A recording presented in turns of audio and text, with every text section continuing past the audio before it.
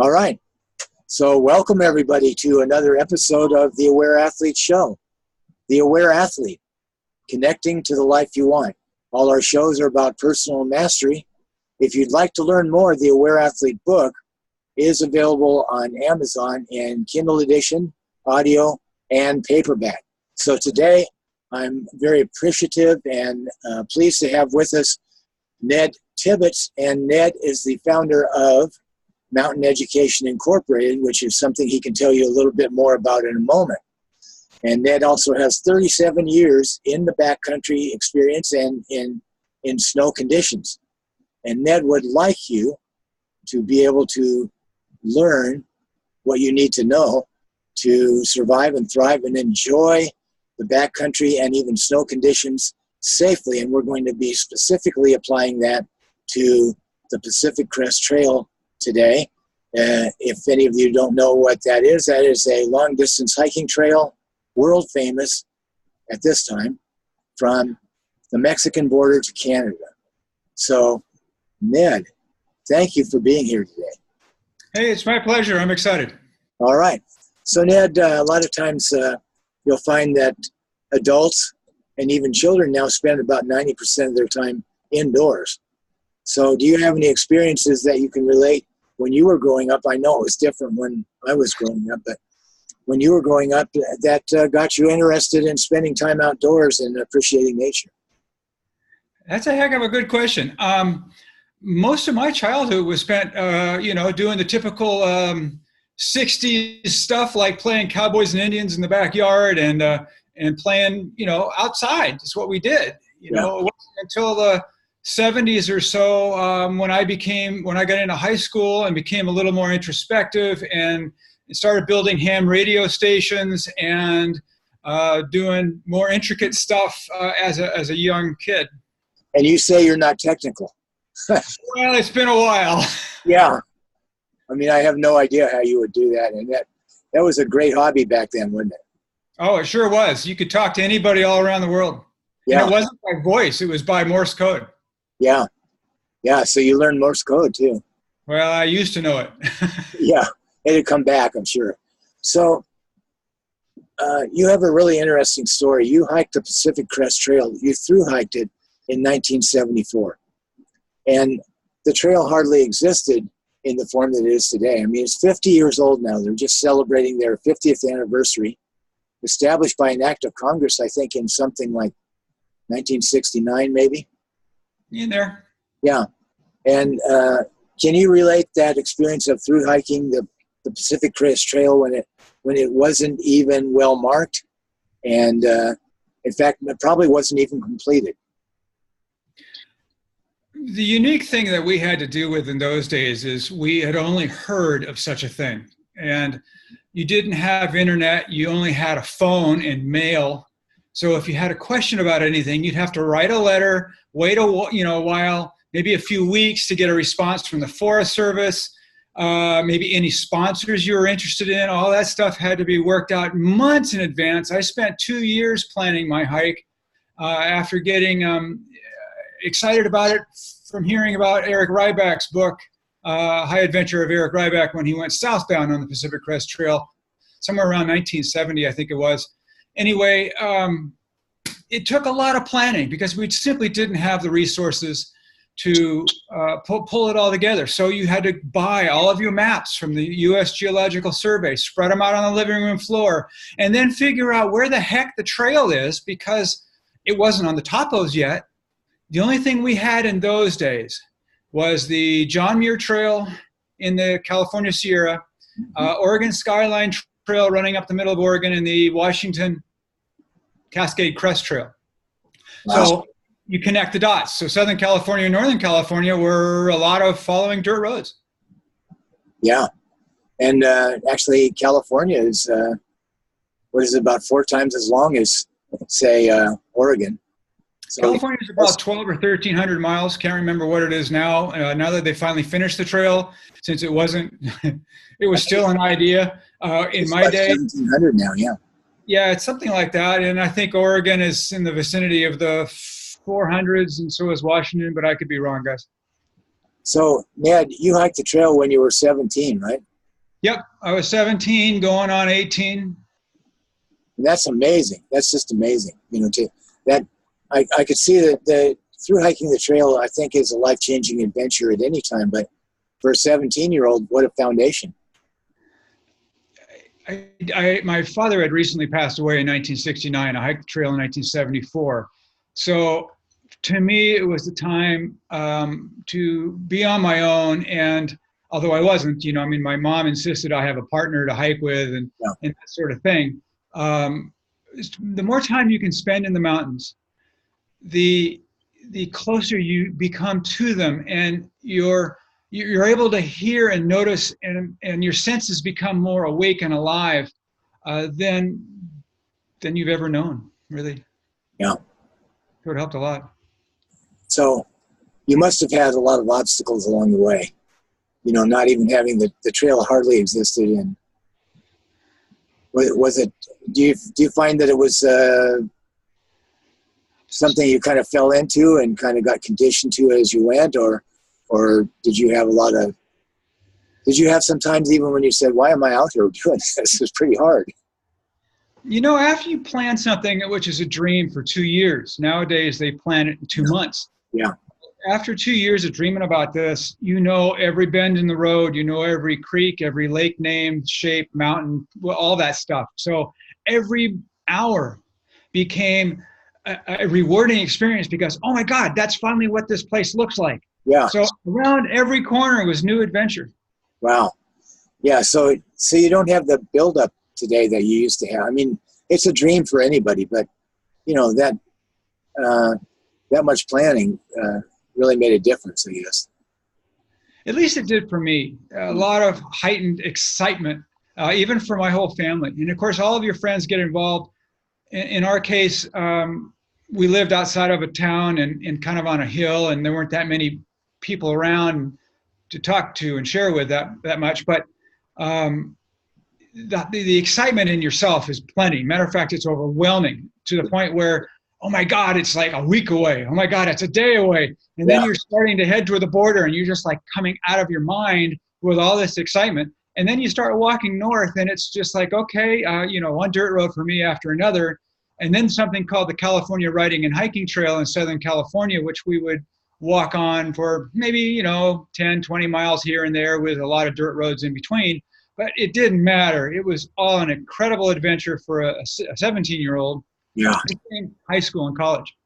Yeah. Fantastic. So, all right. So you didn't really have anything that made you want to quit along the way, or it was too difficult, and you took a lot of food. Well, we had food sponsors. We had about a dozen sponsors, actually, and some of them were food manufacturers like Richmore Foods in those days. But anyway, yeah, we carried enough food for 4, but there were only 2 of us. And then when my partner and I separated up in Lassen, Northern California, I brought all 4, food for all 4 people, so to speak, and ate it all. I assure you, you get to be a real hiker hunger kind of a deal. And it's like South Lake Tahoe is famous for especially the casinos. And when the casinos see the hikers coming, it's almost like, oh my God, hide the food, because they eat for 4, 5, or 6 people each. And then they'll come back the next day and do the same thing, you know? Yeah. So you get really hungry. I had no problems with eating a ton of food. I gained 20 pounds. Most people lose like 20, 30, 40 pounds. Wow. But I ate like a pig. I was happy for it. Never had a bear. Oh, can't say that. I did have one bear problem. I met about 4 bears along the trail, sometimes face to face, right? Facing, standing in front of each other, kind of figuring out who's going to do what next.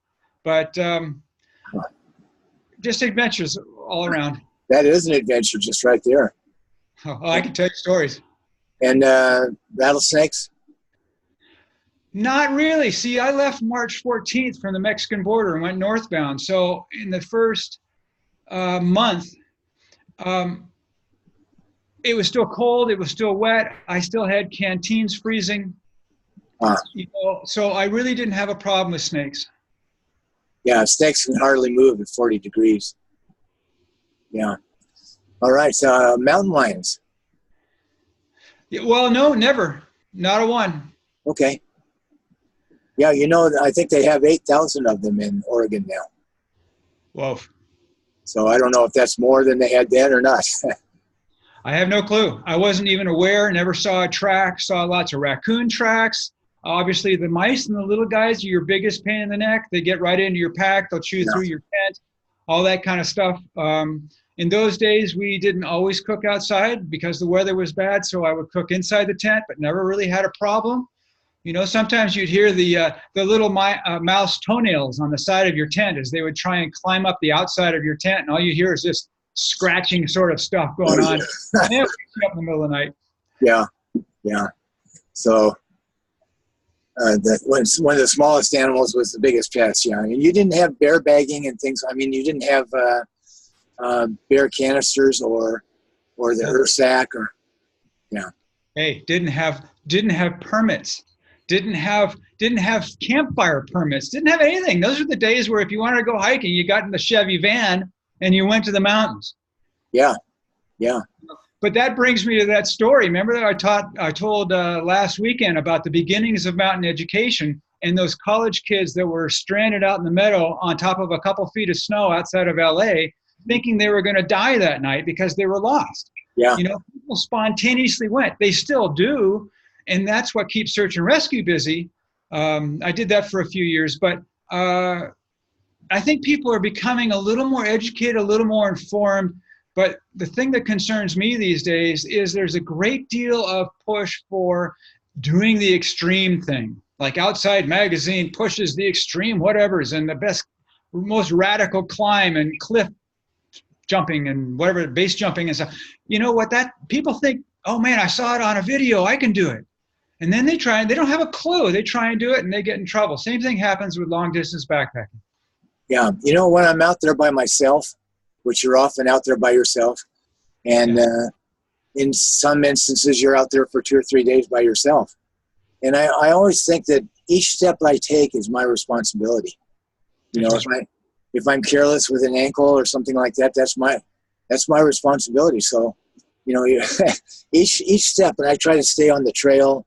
Not everybody does that. I have an overview map usually, and I don't go climbing things by myself. But, you know, if you're very skillful about that, then your risk level is lower. But I try to be pretty aware that I'm out there on my own. Nowadays, there are about 3,000 northbound, well, not necessarily northbound, about 3,000 permits were pulled to do the Pacific Crest Trail this year, probably more. I'm not current on all that the Pacific Crest Trail Association is accounting for. But with that many people on trail, you're bound to bump into a lot of other folks. Mm-hmm. And so you're not really alone. In our day, you know, you were by yourself a lot if you chose to be. If you wanted to bring a partner, that's great. But I'll add that whatever partner you choose to bring, you'd best make sure you guys get along. Because in my case, I had a guy I was going to hike the Pacific Crest Trail with through high school. We planned it together. We were supposed to graduate a half a year early, the last few months before December. So I think he found out in early December that he could not graduate early. So it was a panic the last minute. I had to find a partner, and that partner was someone I didn't really get along with, and we made it as far as Lassen. But that question comes up amongst other people. You know, hey, what do you do if you find out you don't get along with the person you're hiking with? But nowadays, as long as you're not sharing gear and food, you can simply hang out by the trail for the next group to come along and then hike with them for a while and see if you like them. Yeah. Yeah, usually when I've been in a place where I didn't see anybody for a while, it was in Wyoming. Oh, yeah, in the Wind Rivers. Yeah. Yeah, beautiful place. Even now, there are still places, I think, where you can do that there, even though there's a lot more traffic there than there used to be, too. The Continental Divide Trail is now starting to open up, and I hiked that, or half of that, in 1980, and then I got injured. But that is still a wonderful trail, far more rugged and remote than the Pacific Crest Trail. Huh. And you can definitely be alone for a while. Yeah. Yeah. An interesting experience because you're never alone in the city. Did your family live in California? Yes, we live south of San Francisco. Did they get to resupply you once in a while or visit you on the trail? Or Yes, indeed. My mom and a friend drove my partner and me down to the Mexican border. And then I think in Southern California, where my sister lived, she brought out a food box or two. And my another brother lived up in Portland, and he brought out one or two food boxes to me. And then I think we had some friends in the Seattle area, so they brought one or two boxes out as well. cool, yeah.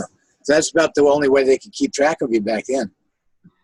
Well, yeah, if you ever came into town, and I tried to stay out of town, so my food supplies would be 14 to 17 days long. And if I came near a town, you kind of go through, after at least a while, you go through this thing where towns are way too busy, way too noisy, too much stuff going on, and you can't really process it because you're so used to peace and quiet, at least in my day. So I stayed out of towns, yet, you know, the only way to stay in touch and call home and say, hey, I'm doing fine, you know, I'll talk to you guys in 2 more weeks, was to find a phone, a pay phone somewhere.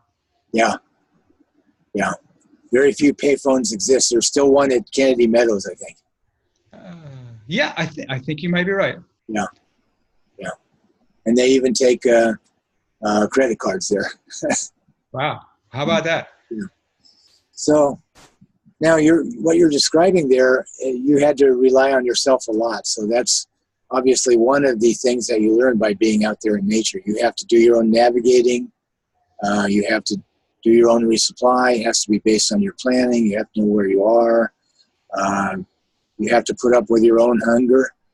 You have to, you know, I mean, life's kind of simple out there. So if you're hungry and there's nothing to eat, then you don't eat that much. That you need to ration it for the next day. You have to do that. So.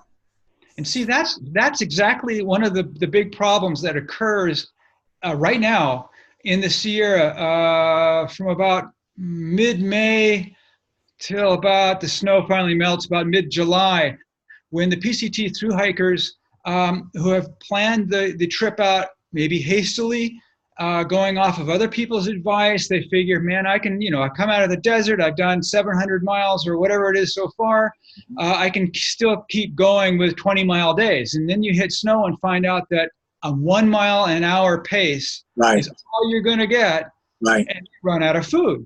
And so the wilderness ranger who has a station at the base of Bishop Pass on the west side of the pass there, LeConte Canyon Station, he comes in about the 1st of June, middle of June. And one time we were in there filming videos about skill techniques and so forth, spent a couple months in there. And he granted us an interview. And one of the things he described, which was watching the Pacific Crest Trail thru hikers come by, nearly begging for food, like we like to call it yogiing, or to be like Yogi the Bear, and you're looking for food for the picnic basket. And so, and he said, you know, they realize they're out of food, but they still have 3 more days to go before they get to VVR, or Vermilion Valley Resort on Thomas A. Edison Reservoir, before they can get resupplied. And they can't do anything about it. Yeah. So I try and tell them, carry maybe twice the amount of food, because hiking in snow takes a lot of muscle strength and energy, and you're just going to take longer, and cut your miles in half. Go slow and eat like a pig and enjoy the terrain. Yeah. So I think that's actually, I haven't heard that story before of somebody hiking the trail and gaining 20 pounds. So you were handling that part of it very, very well. You actually came out stronger then. Yeah, you know, I think that it isn't so much that I ate a ton, but all the hikers will, but they don't want to carry a lot of weight, which is a bit, there's a great deal of value in that in the beginning, because your body is not used to that kind of exercise. So start light, start slow. But once you get over, say, the 10-day mark, and your body is starting to build and heal, you become a hiking machine, and start eating like a pig. Start carrying more food. I started with a 55-pound pack and ended up with a 65-pound pack. Of course, it was a frame pack, so it was very easy to carry weight.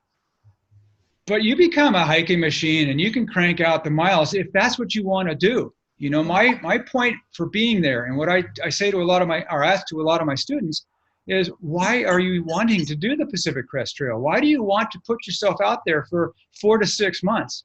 And yeah, it's beautiful, but are you running away from something? Are you running to something? Do you have a quest in mind? Do you have an inner reason, outer reason, what have you? And that's what holds it all together. That's what keeps you going through, like you were asking earlier, what were those difficulties? What were those hard times? And you will have them. But food, yes, becomes an issue. And if you carry a lot of it, why not? You're stronger. Go for it. You'll be much happier for it. Yeah, yeah.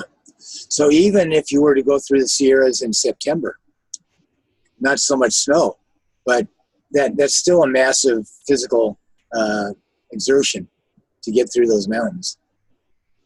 It still is, because you have huge gains and losses in altitude.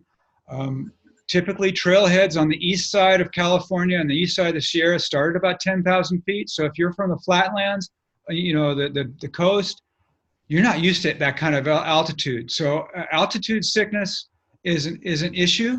People have a tendency to go, oh my God, I don't have enough time. I've got a 3-day week and I want to climb Mount Whitney. What do I do to get over being sick by altitude? Oh, take a drug.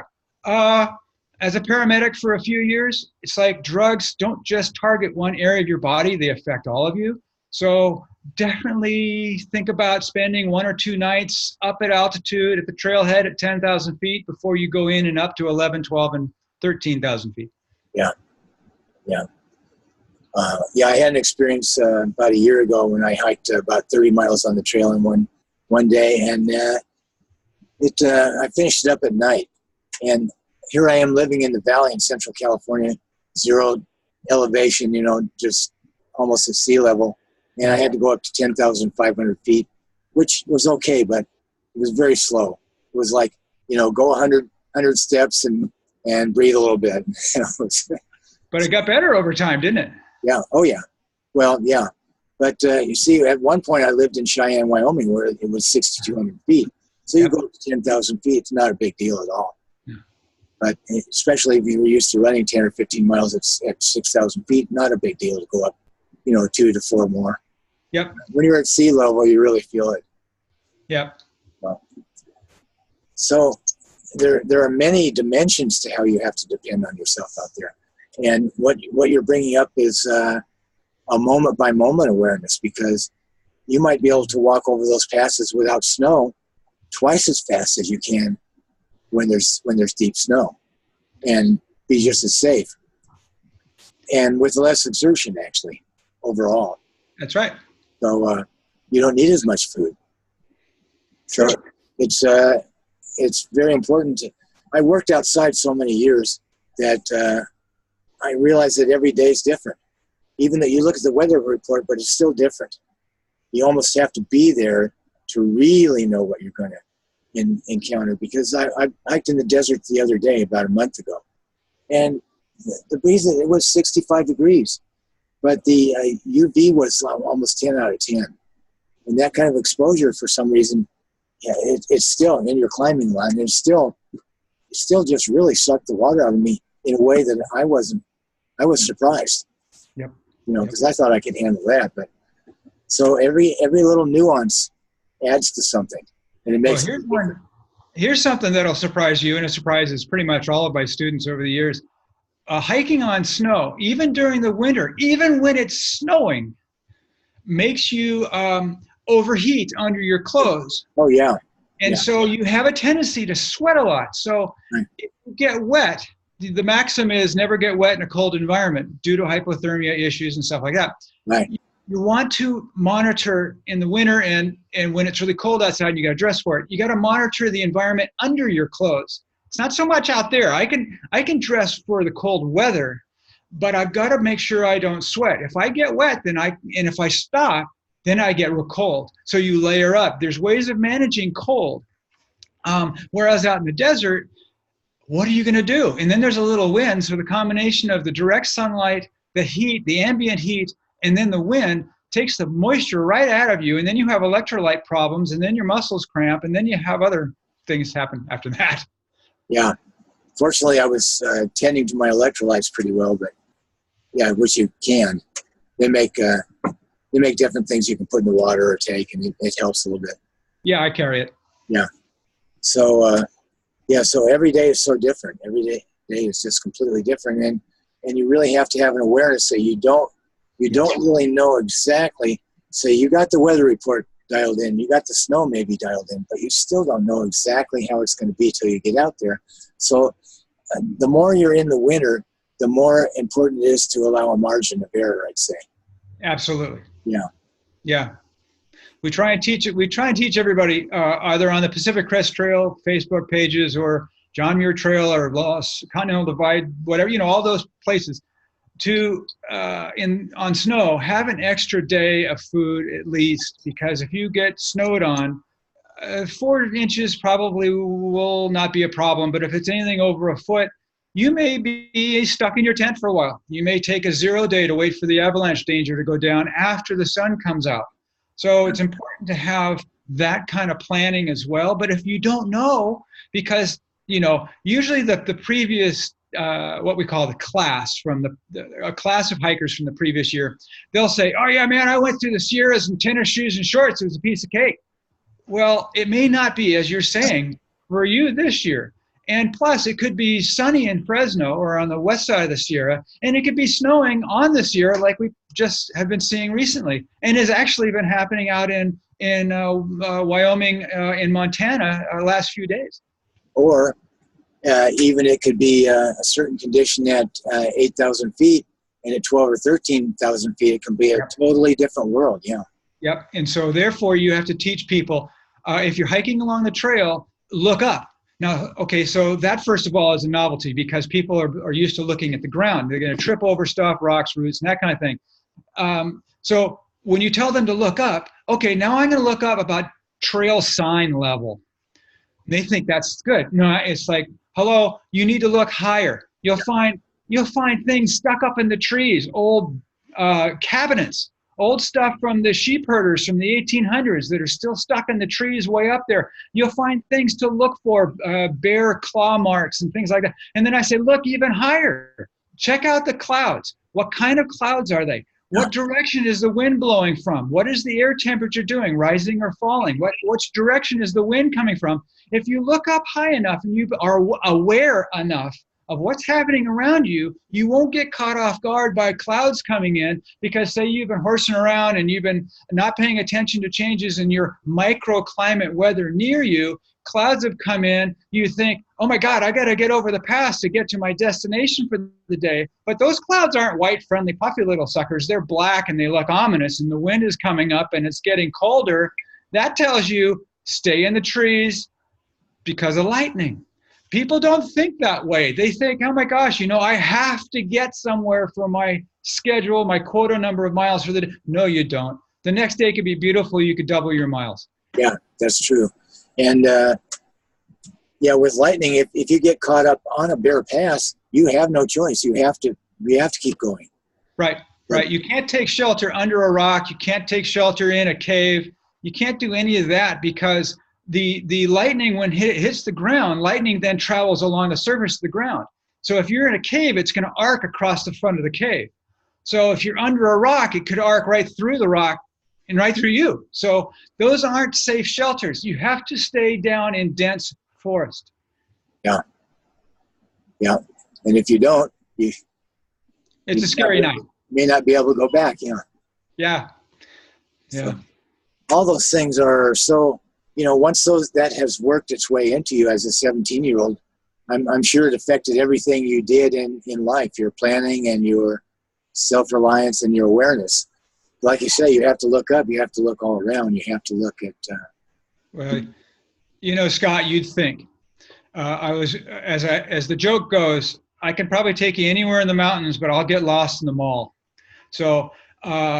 I may be aware of all that kind of stuff because that's my training, has been my life, but it doesn't mean it translates all that well. It should, and now it does, but it sure didn't for most of my life. I wasn't able to take that awareness from the wilderness into society very well. Society still overwhelmed me, and I was much more comfortable in the mountains.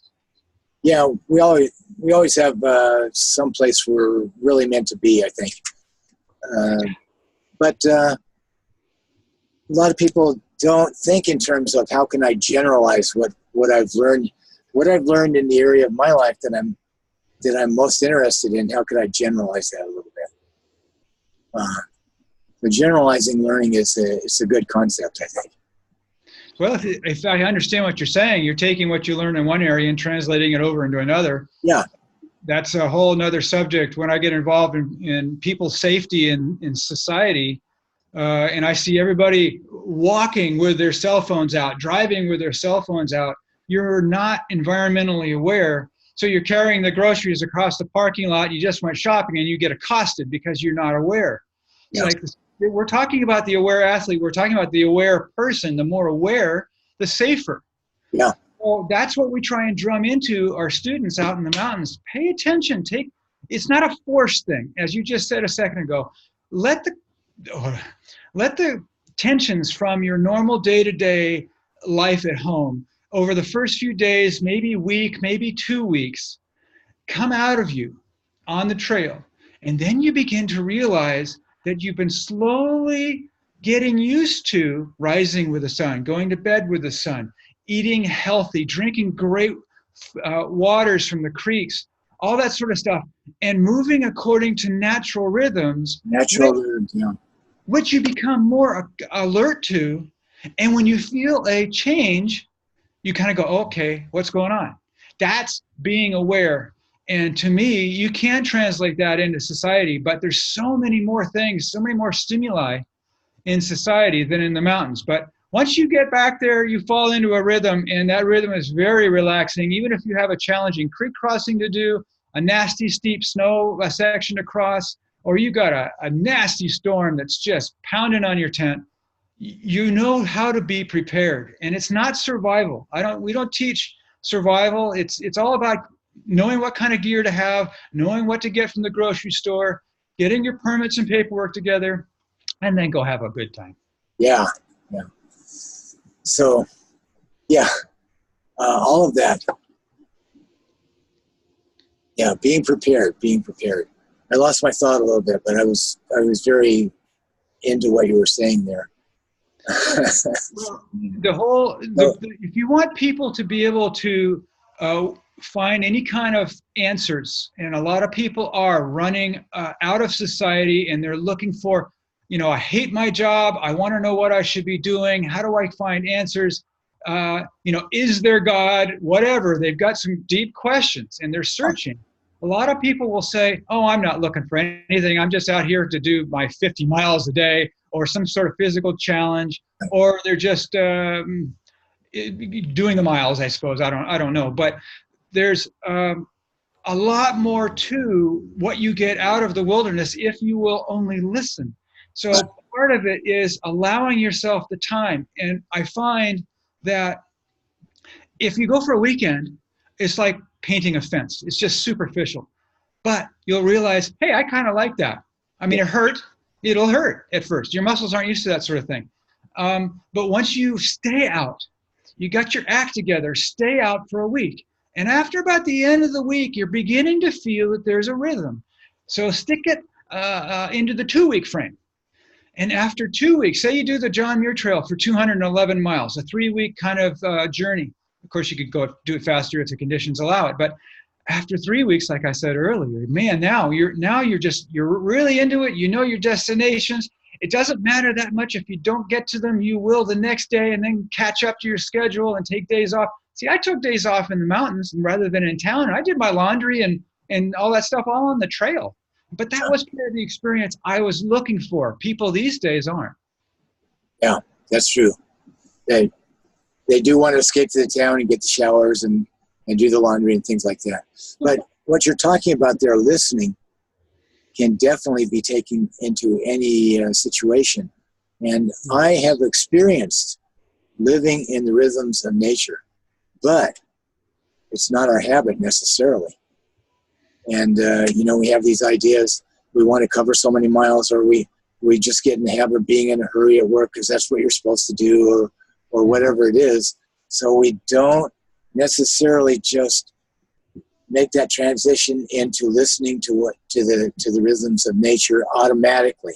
That's No. why you say you have to immerse yourself a little bit longer to begin to let that happen sometimes. And sometimes we're a little resistant to it.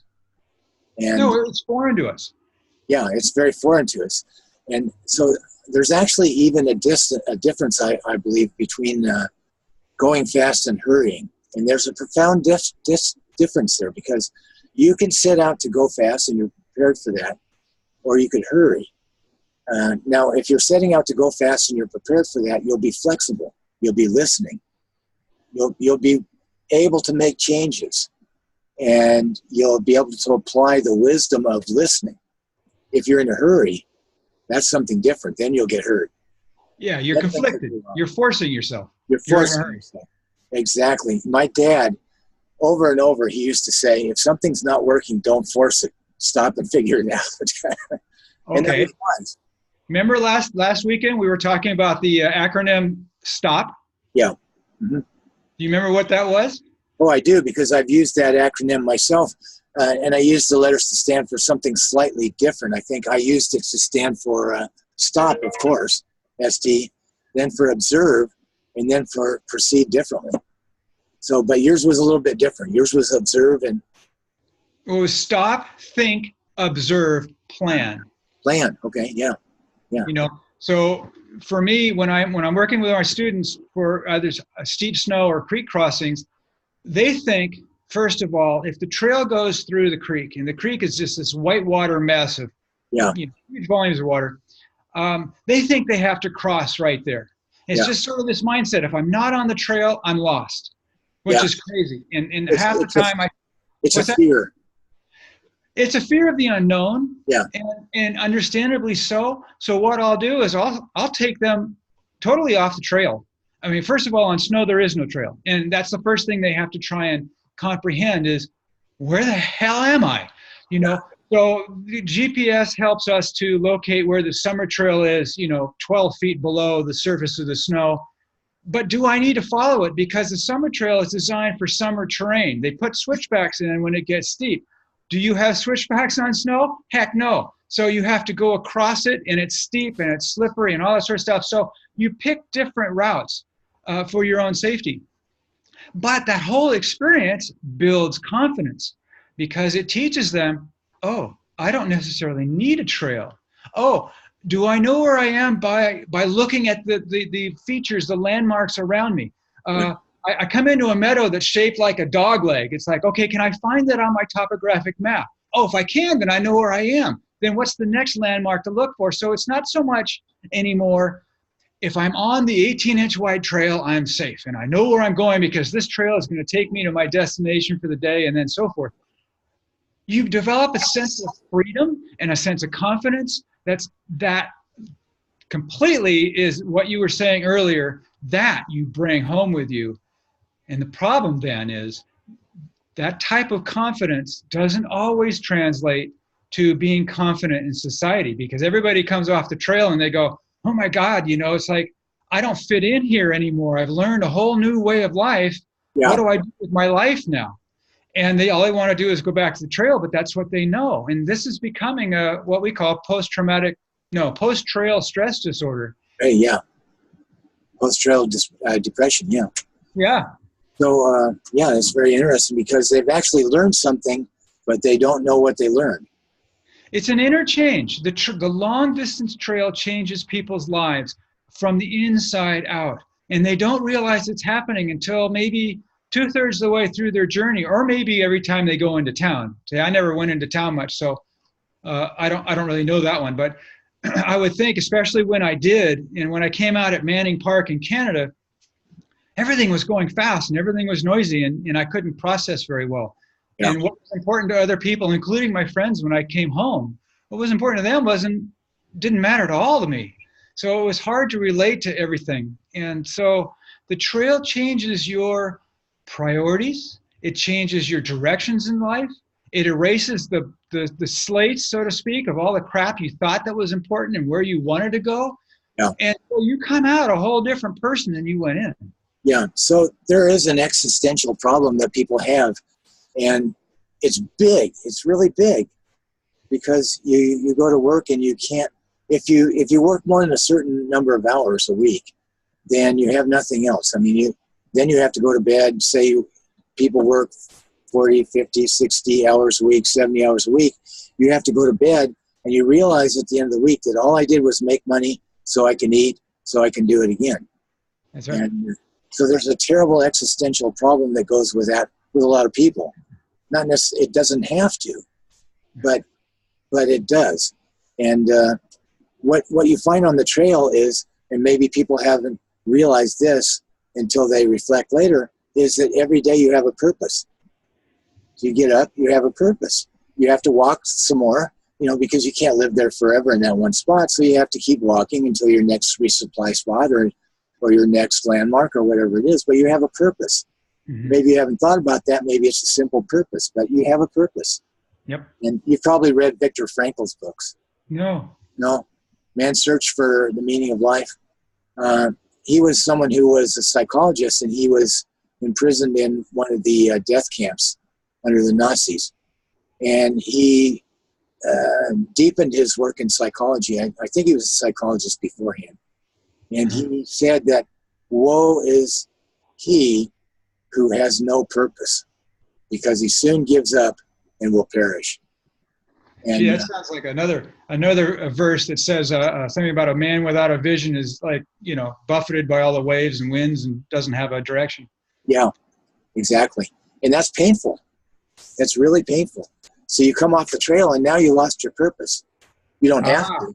You don't have to. Wait a minute. You gained a new purpose. But you may not realize that. Sometimes. Yeah. And that's where I think the depression comes in. Now, the depression, I think we have to acknowledge it. You have to acknowledge your feelings. It's going to be different to come off the trail. Yeah.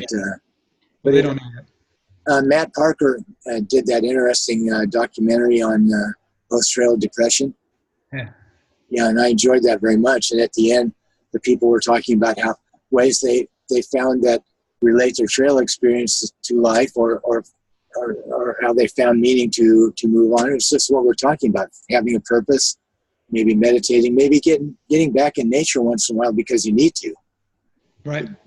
Just to refresh yourself. But it's a wonderful, simple existence. Thoreau's right there. It goes on the spiritual side. You can't deny that there. Even my students, and I don't care what you believe. You can believe whatever you want to believe.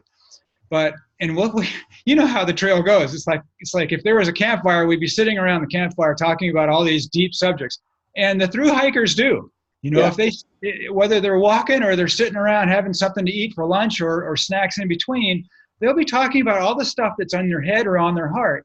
Yeah. And there's some really deep conversations that go on out there while people are sorting out this sort of stuff. But the let's call it a vacuum. It's not a vacuum, and I can get to that later. But in the vacuum of wilderness, all that crap inside of you comes out, and you start talking about it. And then once you talked about it and all that, acknowledged it, then you can let it go. And because you're living in a whole different rhythm by different standards, basic exercise, basic foods, basic goals, that kind of stuff, the things that motivate you, the things that guide you become so deep. It's a spiritual transformation that happens inside, which you can't find without study in society, whereas it's all around you. Remember when I was talking last weekend about the painting, the gallery experience? And that was, if you'd want to relate that again so we can hear it, that was a wonderful example. The cool thing about that, and let me preface it, is that the wilderness experience, as you're walking through, I don't care if it's desert, it's granite canyons, it's along high forested ridges in Washington, I don't care where you're at, but you're so surrounded and encompassed by something.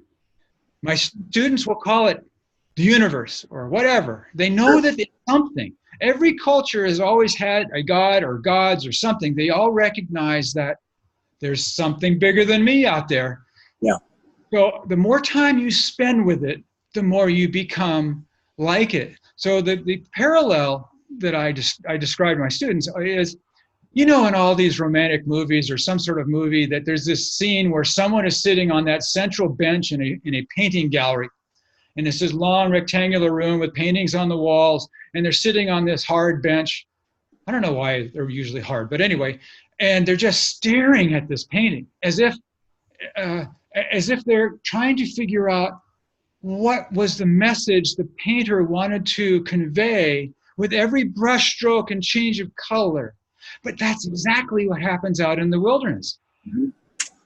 You can't be in the presence of the painter without feeling his message. Same with the wilderness. You can't be in the presence of creation without being in the presence of the creator. Yeah. I absolutely agree. You know, there's people, and I know people that are afraid to touch dirt. And, you know, there's germs in it, and you just don't touch that. And here you are out on the trail, and you're sleeping in the dirt. You know, you have a pad and so on, and you're touching the dirt. And in fact, there is even scientific evidence that if you take off your shoes and stand in the dirt or stand in the grass every day, you'll be healthier. Man, are we disconnected? Through hikers become one with the dirt. They become one with their environment. Yeah. And that's that rhythm. That's that naturalness. And that's the point, yeah. And that's the point. So how can you be aware if you're so disconnected? So realize you're going to go through a transformation there, bringing all that crap with you. But eventually you get rid of it. You become more aware. You become more one. And so the things that you wondered about before, second nature now. You know, I walk up to a creek. What do? Okay, well, I think I'm going to have a candy bar, and I'm going to stare at it for a little while. And then I'm going to get my thoughts together, stop, think. And then maybe I'm going to look up and down the creek, observe. And then maybe in the process, get a plan. Where do I cross? How do I cross? Yeah. Natural. Yeah. So, you know, you become one with the dirt. You become one with nature. But you appreciate animals more too. Even the bears that you saw, you know, those bears they don't live out there just so they can kill you. Oh, no, but everybody thinks so. That's not their primary purpose. Killing as many people as they can. And then you realize that, you see, so if you live your whole life, and I know I've seen people do this, you live your whole life inside, there is no outside. You live your whole life clean, there is no dirt. You live your whole life, you've never seen a bear. You live your whole life, and all nature is a resource. And exactly. And then you don't and you live your whole life, and we're superior to animals, but we're not. When you're out there, you find out the animals are much better at surviving than you are. Oh, if we only listen to the animals. It takes some time, and I'm just getting a little better at it now. But they're always talking to each other out there. The birds are always warning where the eagle is. You know, the birds are always saying where the food is. The marmots are screaming at you, or they're telling their friends, "Hey, the people are here with their crumbs. Let's go get a little closer and see if we can steal some food." Yeah, they're always talking. They are, and then the other thing we don't realize is we are an animal. There's the only difference is the prefrontal cortex and our ability to think in abstract terms. And then the other thing they don't realize is that animals are as smart as you are, and smarter in some ways. Probably. Yeah. So you know, they've done studies where they'll put a chimp up against a computer screen, and then they'll compare this study to how a college student functions. And so the computer will have to recognize numbers on the screen, and then they will only be there for a fraction of a second, and the chimpanzee can identify where those numbers were better and faster than the college students. Oh boy, we're in trouble. They don't have this abstract thinking that slows down their whole thought process. They're just right there in it, and they're smart. Now, you just brought up a whole nother subject of being in the present. You said being right there, they're in the moment. Yeah. And that's what you become out in the mountains or out in the wilderness, wherever that is for you. You become very aware of the immediate. That's a real gift, yeah. Yeah.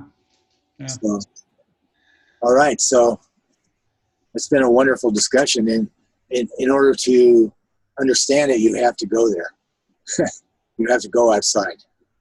Yeah, people can read books. They can watch videos. They can get prepared a whole number of different ways, but it doesn't become real until they step out and feel it. I don't care if it's camping in their backyard, Yeah. going out for an overnight, but I encourage them all to make it real. Don't just theorize. I know you got to work or you're going to school or whatnot, but you've got to at least start using your stove in your kitchen, your backpacking stove in your kitchen. Cook that food you're going to eat on the trail and eat it at home. And while you yet have a toilet nearby in case it doesn't like your body. Yeah. Yeah, that's true. I'm not big on carrying stoves, but you have to in the snow. Well, no, you don't necessarily have to. There's not a requirement to, but if you get cold, it is a great source of quick heat. Yeah, and also ingest a food. source of melting water. Yeah, you'd be surprised. There are ways to get to water without having to use fuel to melt snow. The creeks, you can sometimes hear through the snow. Once again, your ears become a little sharper to things. Yeah. You can tell where the creeks are by the topography.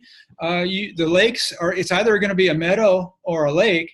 And if it's either, it's going to have a source of water. So what we do is we simply dig down. People think that a frozen lake is a layer of ice with some snow on top. Well, it is, but the snow could be 20 feet deep. But what happens is, as the lakes will what we call skin up. They'll freeze in the fall. In the High Sierra, I'm talking about High Sierra lakes, maybe Wind River lakes, that kind of thing. And they'll get maybe a 2, 3, 4 inch, maybe probably closer to 2 inch layer of ice. So then over the winter, 10 feet, 12 feet, 18 feet of snow sits on top. What's going to happen? The ice is going to get pushed down, pushed down, pushed down. It cracks. The water backfills up into the snow and the whole thing freezes. So when you're walking across a frozen lake in the winter in the Sierra, you're not walking on ice. You're walking on about 3 or 4 feet of frozen, wet snow.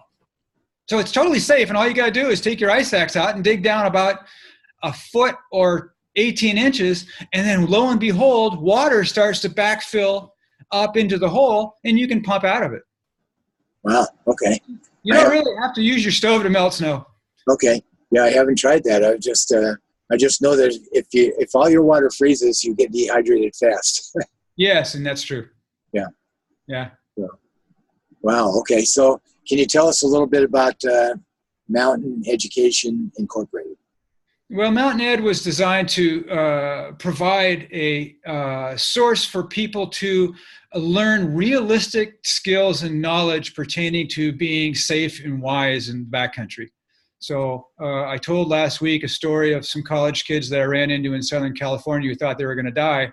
And that made me think, oh my God, this is 1974, remember, we need to have some kind of practical schools. And there were some, Outward Bound was given it a go. And I think a National Outdoor Leadership School was starting out in Lander, Wyoming. Just prior to that, Paul Petzold began that one. Excellent things. But if we had a way to teach people, when you leave your house, you need to be prepared for wherever you're going. And in this case, it'll be the mountains. So what do I need? I need to have food, shelter, all that sort of stuff. And then what do I do with it? Because people think, well, if I'm going to snow, I need snowshoes. Well, if it's springtime, you don't, because the snow consolidates down into a hard mass and you can walk on the surface. If it's winter, it's powder. You need snowshoes. So they're thinking the right way, but they don't realize that snowshoes on a steep hill turn into skis. And they release and start sliding when you least expect it. So that means a fall and usually a tumble. And then how do you stop the tumble? Well, I have an ice axe. Do you know what to do with it? No, for the most part. So they slide into a tree, into a boulder, over a cliff, whatever. And the mistake people make is they think, oh, I have the right shoes. I have the right crampons. I have the right walking sticks or stove. I'm going to be fine. If they don't know what to do with it, then they're have a false sense of security, really. Yeah. So just like you said, trying out your stove in the kitchen, trying out your tent in the backyard. Maybe you don't like that tent at all. Absolutely. Especially when you tell them that they may have to spend a week in their tent when it rains every freaking day in Oregon. Or if it snows for 4 days in the Sierra and you get 3 feet of powder, as happens every once in a while. Yeah, that's a tough condition for a tent when it rains every day. Well, if you've got a really dinky little tent, because people are counting the ounces and they really want to have the light pack, and a light pack is great, but a tent that doesn't give you room to change clothes. So that means you're bumping into the walls of the tent, which are wet from condensation. Or they have the mosquito net roof, which is great for summer and great for a lightweight tent. But what happens when the wind blows the snow? It goes right underneath the fly, hits the mosquito netting, and goes right through the mosquito netting, and you get a nice layer of snow inside your tent. Yeah. So you got to have a, just as picking on a piece of gear, you got to have something that's going to be functionally perfect for you. Most people haven't a clue because they haven't put themselves in those conditions. So that's what mountain education was all about. Take people out for a one-day thing in the winter. Oh man, I made it through a day on the snow. Okay, let's try an overnight. So we'll do that. Or a 3-day weekend. And then we go into the 5, 6, 8, 10-day, whatever. And they gain such confidence and such skill in being able to identify risk that they're rarely caught off guard. And now they can relax. Now they can really enjoy themselves. Yeah, now they can through hike in the amount of time it takes to get through the whole trail. Yeah. Rather than, which is not a bad plan, I don't think. Hike the desert in the best season, and hike the High Sierra in the best season, and hike the rest of it in the best season. You could do it too. But that's called section hiking. Now they have confidence to be out there. So that's pretty awesome. A long distance hike, Scott, I'm sorry to interrupt you, but a long distance hike isn't a walk in the park. It's you're going to go through 3 seasons. You're going to go through spring, summer, and fall, or at least some of fall. Fall may bring powder snow. Powder snow is the real bookmark for, hey man, I better get out of here, because if I walk, you don't walk on powder snow, you walk through it. If you walk through it, you're going to get covered with it. You're going to get cold, wet, and then worse. So you really got to get out of the mountains when the snow starts flying. But a long distance hike takes the section hiker who can choose what season to hike in each area. That would be ideal. So they go into a certain area for a month, and they do another area for a different month. But the long distance hiker doesn't have that freedom. So it's more of a challenge to be able to do the desert in, say, the spring, do this High Sierra in snow, because you got to get through the High Sierra to get to Canada before the new snows come. So you've got to be a little bit more of a mountain man than your backpacker. Right. Yeah. So if you bought a tent, you'd always set it up. If you bought an ice axe, you got to use that too. You got to use it a little bit. So nothing is a substitute for experience. So if you buy something, you want to get it out, you want to use it, you want to know how to use it. People don't have the time to do it. Yeah. They'll constantly ask, well, what should I use for crampons? What should I use for ice axe? What should I use for a sleeping bag? They'll say, well, the first thing is do you sleep warm or cold? Yeah. It's not the rating of the bag, it's how you feel in it. Yeah. And then how you feel in it, whether you're in 0 degrees or you're in 40 degrees. Yeah, it's experience. People will ask you what kind of shoes to buy, say if you want running shoes, but you have to try them, and it's a personal experience. You can't. I could tell you something about it, but I probably couldn't answer all your questions for you, because you have to try it. You don't want to take a very suitable tent up into the mountains in the winter with Spectra cord. Oh no! No, you would never be able to use that. It's an extremely fine cord if anybody listening. Yeah, yeah. See, it's like fishing line. Yeah, yeah, and it works great, but not when you can hardly move your fingers. Exactly. Yeah.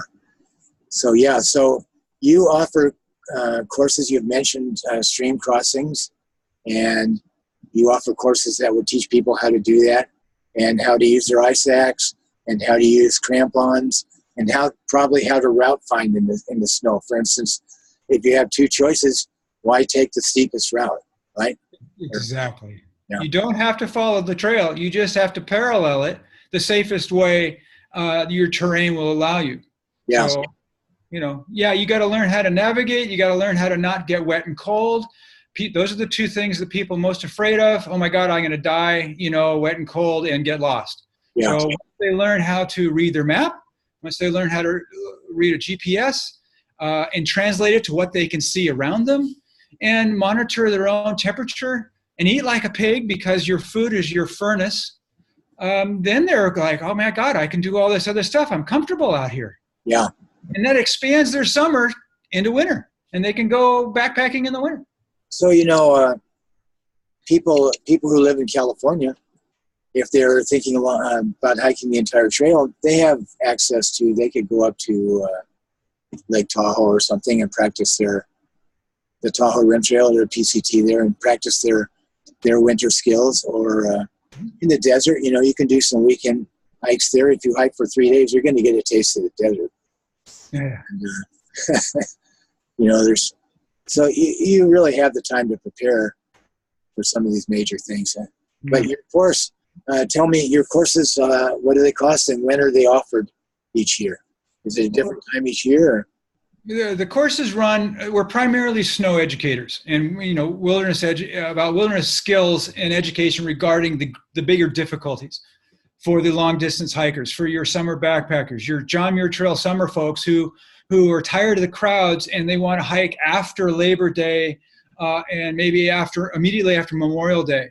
Get in early and maybe run late to avoid the crowd. So what are the issues then? Usually it's just weather and maybe navigation if it snows. So we teach that sort of stuff. So our season starts about January 1st, runs to about July 1st, and then we're done.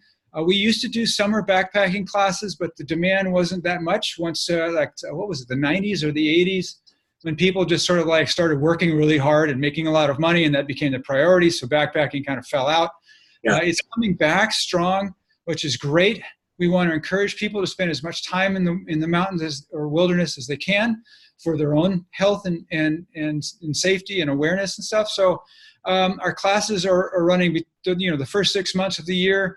They cost about $150 a day, so it depends how long a thing you want, a 1 day, 2 day, 3 day, 10 day, 3 week trip.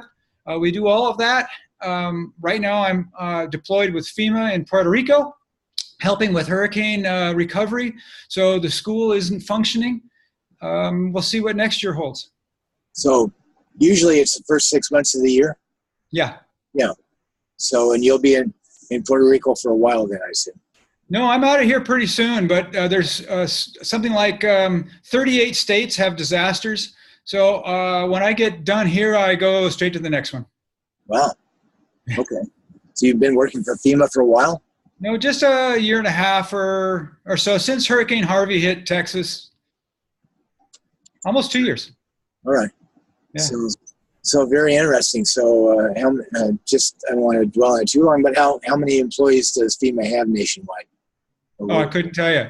We're so busy in our little microcosm down here that I don't know how big it is. You're doing building? FEMA covers building? Or what do they cover? The whole thing with FEMA, at least at my end, I deal with the counties and the county's response to rebuilding with resilience so that what they rebuild doesn't get broken apart with the next hurricane. So build stronger, build more resilient. Okay. So I was a general building contractor for 25 years, so it's quite easy for me to look at design or look at what got ripped up, a roof got blown off, whatever, and think about ways to keep that next roof to stay on. And so that's the idea.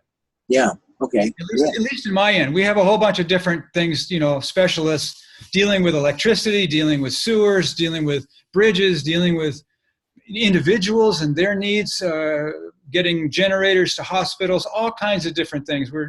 It's a huge project down here. Medical and health also, or? Yep, all of that. Uh-huh. All right. So you have no idea where you'll go next, but and you are the soul of mountain education then. I guess so. I don't like to think that way. I want to spread what I have into everybody else's soul, so to speak. So, we've had others help. It was largely a family-operated thing. My wife and my 2 boys and daughter also helped out early on. The family dog went on all the trips, the mascot, that kind of thing. But everybody kind of grows up a little bit and goes their ways, and so I'm kind of the Lone Ranger in that respect. But hope to return. So how do people get in touch with you online? Do they go to mountaineducation.com or? Yeah, they go to the Mountain Education Facebook page. You can go to Ned Tibbits Facebook page, email nedtibbits@gmail.com. Website is mountaineducation.org. That's how they can get a hold of me. Yeah. All right. Did we get any questions, Scott? Do I have any questions? I've asked you quite a few, I think. I mean, public questions. Oh, okay. Now, let me see just a second here. Let me see. We have here. I want to find out. Oh, Leanne is on here, my wife, because I know we had another participant. Let me see. I'm going to ask her, Leanne. I can actually let her talk. Let's see. Allowed to talk. Leanne, can you hear me? Can you hear me? Yes. Would you like to ask any questions at all from a wife's perspective? Because I would like to, I do hike, and I would like to hike the Pacific Crest Trail sometime. What would you ask from a wife's perspective? Oh, geez. I don't know, dear. I really don't. What do you worry about? I worry about you getting sick and hurt up there. Yeah. Okay, so you don't have any specific questions from that, or how can we? Well, there's an easy solution to all of that. What's that? Okay, Garmin makes a satellite device that allows Scott to text you all the time. Matter of fact, it connects to his phone, so he can use his phone to text through this device about the size of a pack of cigarettes, and it doesn't weigh that much. It can be used for SOS. You can call the sheriff. You can coordinate with rescue people. He can be in touch with you all the time. You can talk about male kids, situations at home, the dog's sick, got to go to the veterinarian, whatever. Even while he's on the trail, even while he's hiking. We have a spot tracker, but you're talking about the upgrade for that. The Garmin InReach. The Explorer Plus is what I've been using for years. It's great. They have a smaller version. Doesn't have the features I like, so I don't use that. But it's a wonderful tool. I've called in a number of helicopters over the years to take people out of the Sierra, talk to my wife, text back and forth. It's great. Okay, now that's good that you brought up your concern, Leanne, because we're still recording, and I'm sure that would be a question that a lot of people would be very interested in. Now, so how does the Garmin InReach compare with the upgrade of the spot tracker? The one that I don't know about the upgrade, what Spot has done. Spot was a problem for a while, as were the early Delorme devices. Garmin bought Delorme, if that's the right way you pronounce that, and their product is pretty good now. But I don't know about Spot. So anybody who's worried about these things, it would be a very good idea for them to compare those two very carefully, and probably that pretty much would solve a lot of problems. For instance, Leanne resupplies me sometimes, and then she can't tell where I am at. Exactly, and she can track you with these devices. She'll know exactly where you are, how you're progressing, why you're, if you're not moving, she can text you and say, hey, what's wrong? Are you sick? Anything like that. We can do that with the spot tracker, but we can't communicate.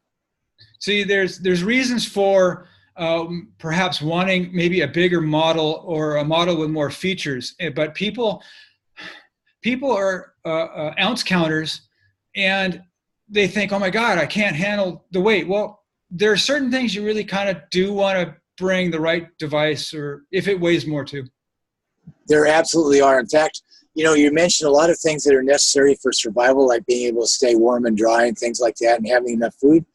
But to me, navigation is as big a survival item as anything else, because we probably both know about the person who perished on the Appalachian Trail.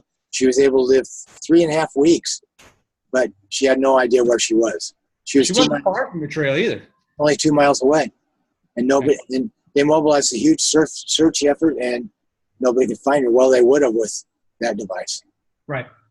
But, any device, anything that you rely upon, for example, that's electronic, can suffer from cold and wet.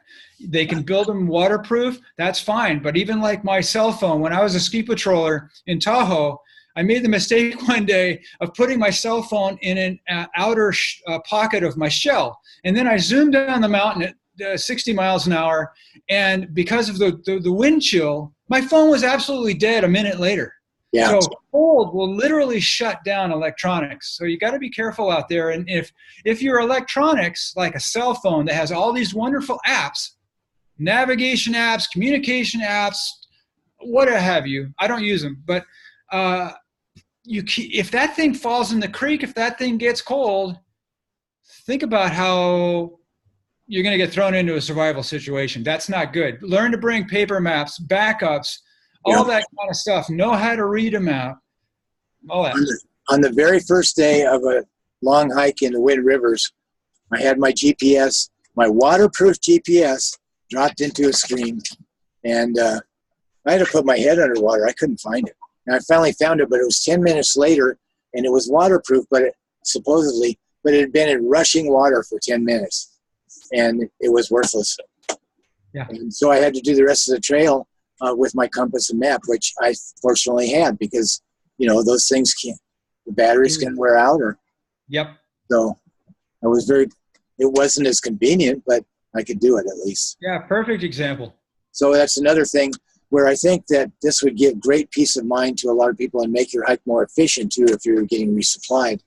But then the person on the other end has to realize if it doesn't work, it doesn't work. It's just the device doesn't work. That's all that's going wrong. So. But unfortunately, the people at home don't know that. So what they have is radio silence. So you've got to have some sort of agreement, whether it's in a piece of paper in your car in the parking lot or with your wife at home, whoever's sending you resupplies. Listen, if you don't hear from me in my evening check-in, give me 24 hours. Yeah. Let me try to work stuff out. If you don't hear from me after 24 hours, put up a yellow flag. Maybe give me another 24 hours to figure it out. Then throw up a red flag and call the sheriff and see what's going on. Yeah. You definitely don't want to go out rescuing somebody before they need it. Well, I've been on plenty of them with search and rescue in the Tahoe area, and we'll look all night, and we'll usually get a call right around dinner time. As soon as you sit down at the table, you're bound to have the phone go off, and then you're busy till 4 or 5 in the morning trying to find somebody. Yeah, and you realize people have to realize that it's very common. It's going to take you a little longer to walk out of someplace than you thought. Absolutely. I've had that happen many times. And if that happens towards the end of the day, you probably stay the night and you walk out the next morning. And that's on the smart side. Most people will push it because they're thinking schedule, timing, people at home are freaking out. And that will lead to someone falling over the cliff. So you've really got to dial it back, do as best you can with the conditions of both your environment and your body, and choose the right route. I've tried a couple times to try and get out of the Sierra under adverse conditions just to find that the first choice route was totally unsafe because of ice and steepness and wind and stuff like that, and had to spend the next 3 days going out a long route. Yeah. Happens. So, yeah, I think that's something we're definitely going to look into as an upgrade on that. Either the Garmin or the Spot. We'll really compare them, and I think that's going to be a very nice thing for Leanne. So, go ahead, man. I was just going to say another aspect of that is it's not just a two-way conversation between you and Leanne. You're going to meet other hikers, and you'll meet them and you'll separate and stuff like that. If you share your in-reach address, then if they fall behind you, they can call you up ahead or text you up ahead and go, how really was that creek crossing? Oh, where did you find the log to get across? Oh, go upstream? No, go downstream for the meadow, upstream for the log. Okay, I have a choice. And you can help people. And it really is great. You could text to the PCTA or Matt Parker, and you can say, Matt, put it in your water report, the condition of this river. Tell the PCTA whatever thing you noticed on the trail that everybody else should know. So that's great because you can help people. Yes. But then there's also another little aspect. You could say, hey, I met you today. I'm a little bit behind you. Where are you camping tonight? Maybe I'd like to, if you want. Yep. So, all right. Well, Ned, I want to really thank you. It's been a great, great conversation. in so many directions. So Yes. so I'm going to go ahead and pause or stop